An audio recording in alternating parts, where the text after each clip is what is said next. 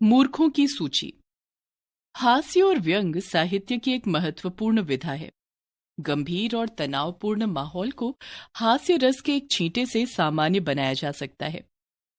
अकबर बीरबल की कहानी पूरे भारत में प्रसिद्ध है। ऐसी ही एक मजेदार कहानी यहाँ दी गई है। एक दिन अकबर ने बीरबल को हुक्म दिया कि वह मूर्खों के नामों की एक सूची बनाए। यह सुनकर बीरबल आश्चर्य में पड़ गए। उन्हें संदेह हुआ कि अवश्य ही ये उनके साथी नवरत्नों में से ही किसी की कारगुजारी है। अकबर को ये सुझाव देने वालों ने सोचा होगा कि बीरबल मूर्खों की सूची बनाने में उलझ जाएगा। ये सोचकर बीरबल ने बहाना बनाया। जहांपना, मूर्खों के नामों की सूची बनाने में तो बहुत समय लगेगा और फायदा कुछ नहीं होगा। अकबर ने कहा। बीरबल, फायदे नुकसान की बात तुम हम पर छोड़ दो। जहां तक समय की बात है, तुम इस काम को करने के लिए जितना समय लेना चाहते हो ले सकते हो। बीरबल ने फिर बहाना बनाया।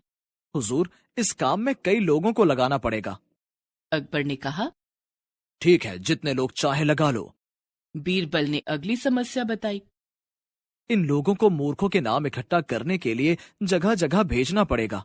उनके आने जाने, खाने पीने और ठहरने आदि पर भारी खर्च आएगा। अकबर ने कहा।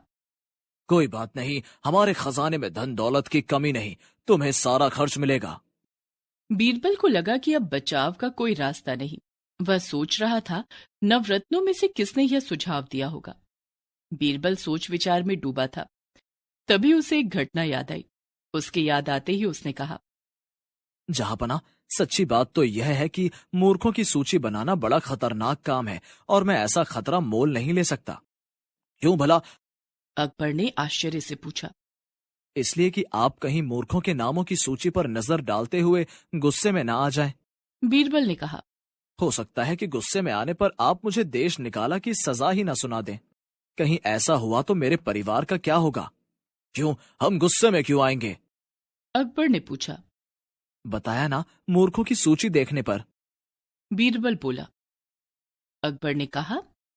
चिंता ना करो, हम तुमसे कुछ नहीं कहेंगे। बीरबल ने कहा।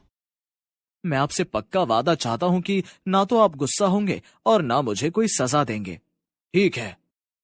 अकबर ने कहा। तो आलम पनाह, मैं सूची बनाऊं?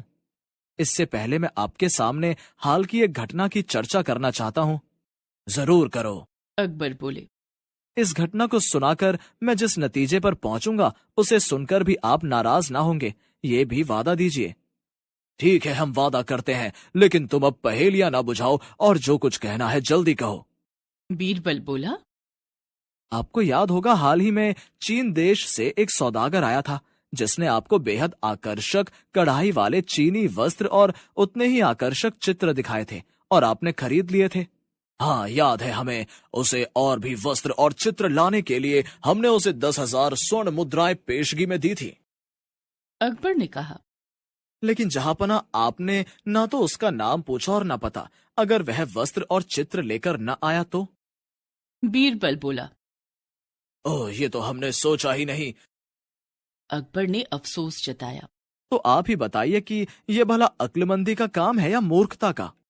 बीरबल ने पूछा। सुनकर अकबर मन ही मन गुस्से में आ गए। लेकिन वो बीरबल से वादा कर चुके थे कि ना तो उस पर गुस्सा करेंगे और ना सजा सुनाएंगे। बीरबल बोला। हुजूर, इस घटना से मैं इस नतीजे पर पहुंचा हूं कि मूर्खों की सूची बनाने लगूं तो मुझे उसमें सबसे ऊपर आपका नाम रखना पड़ेगा। अकबर कुछ देर चुप रहे। फिर उनके मन में एक ख्याल आया और मुस्कुराते हुए उन्होंने कहा। बीरबल, अगर वो चीनी सौदागर वस्त्र और चित्र देकर गया तो जहांपना सूची में सबसे ऊपर उसका नाम लिख दूंगा। बीरबल ने कहा। अकबर को हंसी आ गई। हाजिर जवाब बीरबल ने उन्हें सीख दे दी थी कि किसी अनजान व्यक्ति पर भरोसा नहीं करना चाहिए और शाही खजाना जनता के पैसे से बनता है, इसलिए उसे यूं ही नहीं उड़ा देना चाहिए। अकबर यही सब बातें मन ही मन सोच रहे थे कि तभी बीरबल ने पूछा। अब आप बताइए कि मैं मूर्खों के नामों की सूची बनाऊं या नहीं? रहने दो। अकबर ने कहा। बीरबल ने मौके का फायदा उठाते हुए कहा। हुजूर, गुस्ताखी माफ हो, क्या एक सवाल कर सकता हूं? जरूर।